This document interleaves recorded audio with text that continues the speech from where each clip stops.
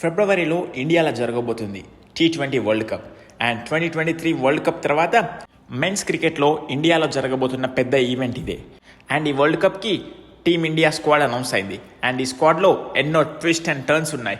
Merit based selection అయింది. ఎలాంటి favouritism చూపెట్టకుండా merit based selection అయింది. అండ్ ఆ టీం గురించి మనం ఇవాళ ఖచ్చితంగా మాట్లాడుకోవాలి.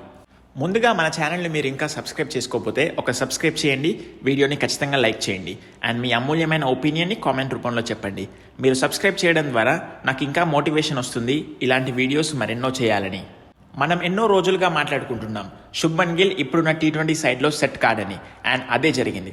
సెలెక్టర్లు అతన్ని పక్కకు పెట్టేశారు. అండ్ వైస్ కెప్టెన్గా ఉన్న తనని వైస్ కెప్టెన్గే కాకుండా అసలు టీంలోనే చోటు లేకుండా చేశారు టీమిండియా సెలెక్టర్స్ అండ్ మేనేజ్మెంట్. ఇప్పటికే టెస్ట్ అండ్ ఓడిఐస్లో కెప్టెన్గా ఉన్న శుభ్మన్ గిల్ని T20 వరల్డ్ కప్ అయిన తర్వాత సూర్యకుమార్ యాదవ్ నుంచి శుభ్మన్ గిల్కి కెప్టెన్సీ ఇస్తారని చర్చలు జరిగాయి. అదేవిధంగా అసలు స్క్వాడ్లోనే లేని తనని టీమిండియాలోకి తీసుకొచ్చారు మేనేజ్మెంట్ అండ్ సెలెక్టర్స్. అండ్ అతనికి వైస్ కెప్టెన్సీ కూడా ఇచ్చారు. అండ్ వైస్ కెప్టెన్గా అతను 15 ఇన్నింగ్స్ ఆడాడు. అండ్ లాస్ట్ 20 ఇన్నింగ్స్లో ఒక్క 50 కూడా చేయలేకపోయాడు. ప్రతి మ్యాచ్లో తక్కువ స్కోర్లకు అవుట్ అవ్వడం వల్ల ఫామ్ మొత్తం కోల్పోయేసరికి టీంలో తీసుకోలేదు టీమిండియా మేనేజ్మెంట్ అండ్ సెలెక్టర్స్. అసలైతే టీమిండియా మేనేజ్మెంట్ అండ్ సెలెక్టర్స్ ఏమనుకున్నారంటే టీమిండియా యొక్క నెక్స్ట్ ఆల్ 3 ఫార్మాట్ కెప్టెన్గా శుభ్మన్ గిల్ని ఎంచుకుందాం అనుకున్నారు. అదేవిధంగా టెస్ట్లో కెప్టెన్సీ ఇచ్చారు. అదేవిధంగా రోహిత్ శర్మ ఉన్నాక కూడా ఓడిఐస్లో శుభ్మన్ గిల్కి కెప్టెన్సీ ఇచ్చారు. అండ్ ఎక్కడ టీంలో లేని అతన్ని వైస్ కెప్టెన్గా చేసి టీంలోకి తీసుకొచ్చారు సెలెక్టర్స్ అండ్ మేనేజ్మెంట్. కానీ ఇప్పుడు 20 ఇన్నింగ్స్ తర్వాత అతను స్కోర్ చేయకపోయేసరికి టీంలో నుంచి తీసేయాల్సిన పరిస్థితి వచ్చింది. ఇంకో మాట చెప్పాలంటే అభిషేక్ శర్మ అండ్ సంజు శాంసన్ ఇద్దరు ఫైర్ అండ్ ఫైర్ కాంబో. కానీ టీమిండియా మేనేజ్మెంట్ 2 నెలల కింద మాత్రం మాకు ఒకరు ఫైర్ అండ్ ఇంకొకరు ఐస్ కాంబో కావాలి, అభిషేక్ శర్మ దూకుడుగా ఆడితే శుభ్మన్ గిల్ మాత్రం అక్కడే క్రీజ్లో ఉండి ఇన్నింగ్స్ని డీప్గా తీసుకువెళ్లాలని అనుకున్నారు. కానీ శుభ్మన్ గిల్ ఇన్నింగ్స్ని డీప్గా తీసుకెళ్లడం కాదు కదా, అసలు క్రీజ్లోనే నిలవలేకపోయాడు. మొదటి ఓవర్లలోనే అవుట్ అయ్యేసరికి టీమిండియా మేనేజ్మెంట్ ఇలాంటి నిర్ణయం తీసుకోవాల్సి వచ్చింది. కానీ నిజం చెప్పాలంటే ఈ నిర్ణయం చాలా బెనిఫిట్ చేస్తుంది టీమిండియాకి. ఎందుకంటే సంజు శాంసన్కి ఒకటే ఇన్నింగ్స్ దొరికింది, అది కూడా India versus south Africa last T20 మ్యాచ్లో. అందులో మెరుపుగా 37 రన్స్ స్కోర్ చేశాడు సంజు శాంసన్. అప్పుడు అందరికీ అర్థమైంది మనం ఎక్కడ ల్యాక్ అవుతున్నామని. ఓపెనర్గా వచ్చిన సంజు శాంసన్ చాలా దూకుడుగా ఆడి ఫైర్ అండ్ ఫైర్ కాంబో సృష్టించాడు. అండ్ దానివల్ల టీమిండియా స్కోర్ 200 కూడా దాటిపోయింది. ఇక ఆ ఇన్నింగ్స్ వల్ల శుభ్మన్ గిల్పై వేటు పడాల్సి వచ్చింది ఖచ్చితంగా. And Sanju Samson and Abhishek Sharma T20 world కప్లో ఓపెనింగ్కి దిగుతారు. ఇంకా నిజం చెప్పాలంటే ఇప్పుడున్న T20 వరల్డ్ కప్ స్క్వాడ్ చాలా మెరిట్ బేస్డ్ సెలెక్షన్ జరిగింది. ఎందుకంటే ఇషాన్ కిషన్ 2 సంవత్సరాల నుంచి టీమిండియాలోనే లేడు. అలాంటిది సయ్యద్ ముస్తక్ అలీ ట్రోఫీలో యాజ్ అ కెప్టెన్గా జార్ఖండ్ టీంని గెలిపించాడు. అండ్ యాజ్ అ కెప్టెన్గానే కాకుండా యాజ్ అ ప్లేయర్గా ఎన్నో రన్స్ చేశాడు, 2-3 సెంచరీస్ చేశాడు, 50s కొట్టాడు. అండ్ టీంని ముందుండి గెలిపించాడు ఇషాన్ కిషన్. అండ్ దానివల్ల ఖచ్చితంగా అతడు టీమిండియా స్క్వాడ్కి వచ్చేశాడు. అండ్ సయ్యద్ ముస్తక్ అలీ ట్రోఫీ ఫైనల్లో మన టీమిండియా సెలక్షన్ కమిటీ వచ్చింది. అక్కడికి వచ్చిన ప్రజ్ఞా నోజా అండ్ ఆర్పి సింగ్ వీళ్ళిద్దరూ సెలక్షన్ కమిటీ మెంబర్స్. వీళ్ళిద్దరూ స్వయంగా ఇషాన్ కిషన్ ఇన్నింగ్స్ చూసి ఇంప్రెస్ అయిపోయారు. అండ్ అదే విషయాన్ని అజిత్ అగర్కర్ అండ్ గౌతమ్ గంభీర్తో చర్చించి ఇషాన్ కిషన్ని టీంలోకి తీసుకొచ్చారు. అండ్ ఇప్పుడు మనకు 3 ఓపెనర్స్ ఉన్నారు. వాళ్ళే సంజు శాంసన్, అభిషేక్ శర్మ అండ్ ఇషాన్ కిషన్. ఇద్దరిలో ఎవరికైనా ఇంజురీ అయితే ఇషాన్ కిషన్ వస్తాడు. అండ్ ఆల్సో ఇద్దరిలో ఎవరైనా ఫామ్తో బాధపడుతుంటే ఇషాన్ కిషన్ వచ్చేస్తాడు. అండ్ అతను like to like replacement. Shubman గిల్ని టీంలో ఆడించడం ద్వారా ఒక వికెట్ కీపర్ బ్యాట్స్మెన్ని ఆడించాల్సి వచ్చింది. అండ్ అతడే జితేష్ శర్మ. ఇన్ని రోజులు అతన్ని ఆడించారు.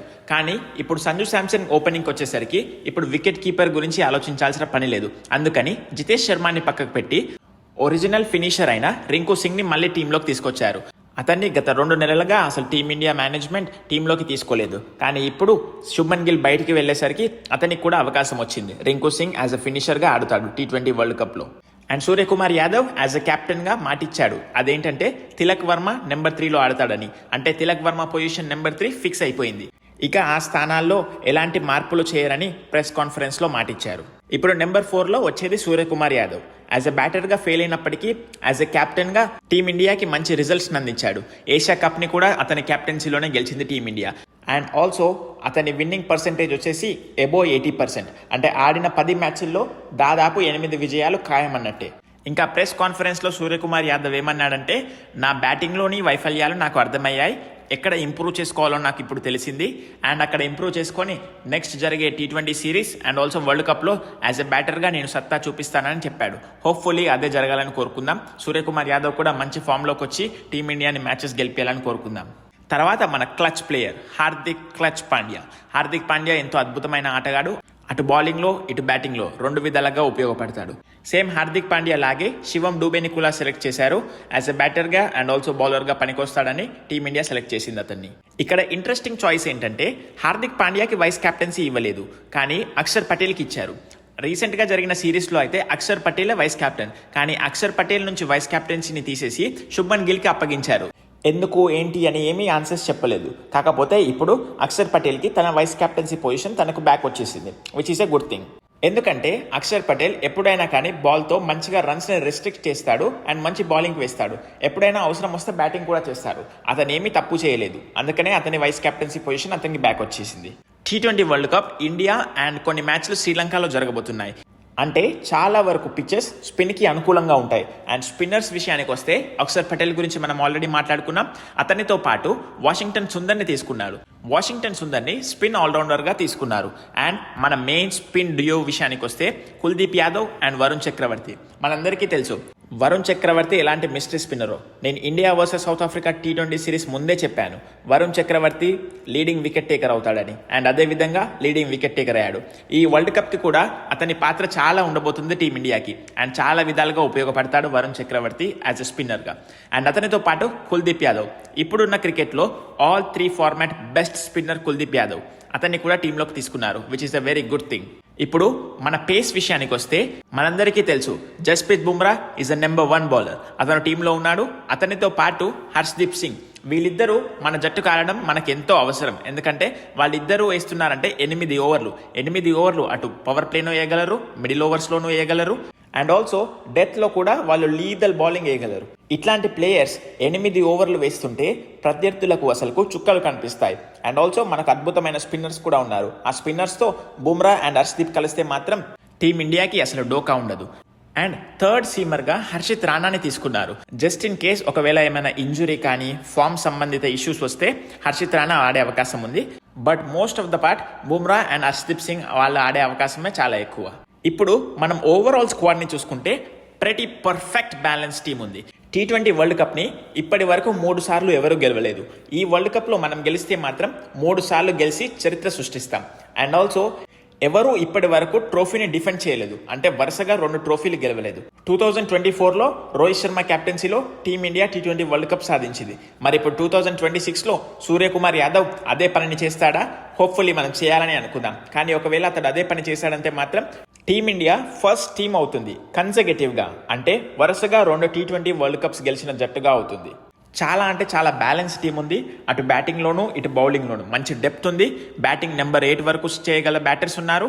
అండ్ ఆల్సో బౌలింగ్లో కూడా జస్ప్రీత్ బుమ్రా, హర్షదీప్ సింగ్, వరుణ్ చక్రవర్తి, కుల్దీప్ యాదవ్, హార్దిక్ పాండ్యా, శివం దూబే, అక్షర్ పటేల్, వాషింగ్టన్ సుందర్ ఇలాంటి బౌలర్స్ ఉన్నప్పుడు టీమిండియా మాత్రం ఖచ్చితంగా ఫేవరెట్గానే బరిలోకి దిగుతుంది ఈ T20 వరల్డ్ కప్కి. ఇప్పుడున్న పరిస్థితుల ప్రకారం చూస్తే మాత్రం టీమిండియా టాప్ 2లో ఖచ్చితంగా ఉంటుంది. అండ్ ఒకవేళ అన్ని మనకు అనుకూలంగా సాగితే మాత్రం T20 వరల్డ్ కప్ గెలవడం ఖాయంగానే అనిపిస్తుంది. కానీ ఆ T20 వరల్డ్ కప్ని గెలవాలంటే చాలా ప్రెజర్ సిచ్యువేషన్స్లో అండ్ ఆల్సో క్రూషియల్ మ్యాచ్ టైంలో మంచిగా పర్ఫామ్ చేయాలి మన team India batters and bowlers. And అలాంటి స్క్వాడే మనకైతే ఉంది. కానీ క్లచ్ సిచ్యువేషన్స్లో మంచిగా పర్ఫామ్ చేస్తే మాత్రం టీమిండియా ఈ T20 వరల్డ్ కప్ని గెలవడం ఖచ్చితంగా సాధ్యంగానే కనిపిస్తుంది. ఇది అండి స్క్వాడ్ అనాలిసిస్. అండ్ ఇంకొక ప్లేయర్ని ఎవరినైనా యాడ్ చేయాలంటే మాత్రం నేను మాత్రం ఖచ్చితంగా శ్రేయస్ అయ్యర్ని యాడ్ చేస్తాను. ఎందుకంటే శ్రేయస్ అయ్యర్ చాలా మంచి బ్యాట్స్మెన్, మిడిల్ ఆర్డర్లో చాలా బాగా పనికొస్తాడు. ప్రెజర్ సిచ్యువేషన్స్లో తాను ఎంతగానో పర్ఫామ్ చేశాడు. ఛాంపియన్స్ ట్రోఫీలో కూడా తాను చాలా అద్భుతంగా బ్యాటింగ్ చేశాడు ప్రెజర్ సిచ్యువేషన్స్లో. అండ్ ఆల్సో ఐపీఎల్లో కూడా మనకందరికీ తెలిసిందే అతను 3 సార్లు టీమ్స్ని ఫైనల్కి తీసుకెళ్లాడు, ఒకసారి గెలిపించాడు కూడా. ఒకవేళ ఇంకొకరిని యాడ్ చేసే అవకాశం ఉంటే మాత్రం నేనైతే శ్రేయస్ అయ్యర్ని చూస్ చేసుకుంటాను. మరి మీ ఒపీనియన్లో ఎవరినైనా యాడ్ చేయాలంటే ఎవరిని యాడ్ చేస్తారో కామెంట్ రూపంలో చెప్పండి. ఈ T20 వరల్డ్ కప్ సూర్యకుమార్ యాదవ్కి ఎంత ఇంపార్టెంటో గౌతమ్ గంభీర్ కూడా అంతే ఇంపార్టెంట్. ఎందుకంటే Gautam Gambhir team India head coach అయినప్పటి నుంచి మన టీమిండియా న్యూజిలాండ్తో 3-0తో వైట్ వాష్ అయిపోయింది. అండ్ ఆల్సో సౌత్ ఆఫ్రికాతో 2-0తో వైట్ వాష్ అయింది. అండ్ ఆల్సో ఆస్ట్రేలియాతో జరిగిన బార్డర్ గవస్కర్ ట్రోఫీలో 1-3తో ఓడిపోయింది.